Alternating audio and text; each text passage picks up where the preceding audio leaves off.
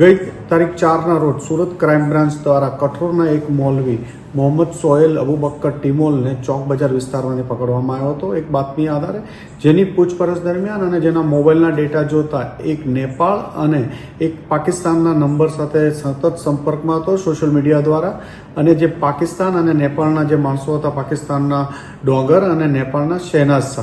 શહેનાઝ સાથેની ચેટમાં એને હિન્દુ સનાતન ધર્મના સ્થાપક ઉપદેશ રાણા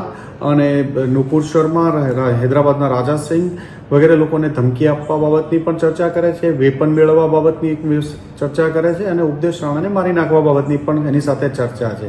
આ નેપાળનો જે નંબર હતો શહેનાઝ નામના એક માણસ વાપરતો હતો, જેની પોલીસની તપાસ દરમિયાન આ નંબર મુઝફ્ફરપુરમાં એક મોહમ્મદ શાબીર નામના માણસ ઉપયોગ કરતો હોવાનું હતું. જે આધારે ક્રાઇમ બ્રાન્ચની એક ટીમ મુઝફ્ફરપુર બિહાર પોલીસને સાપેલી એક ઓપરેશન હાથ ધરી કાલે એમને ત્યાંથી પકડી પાડવામાં આવ્યા છે અને 3 દિવસના ટ્રાન્ઝિટ રિમાન્ડ લઈ ટીમ આજે સુરત પહોંચી છે.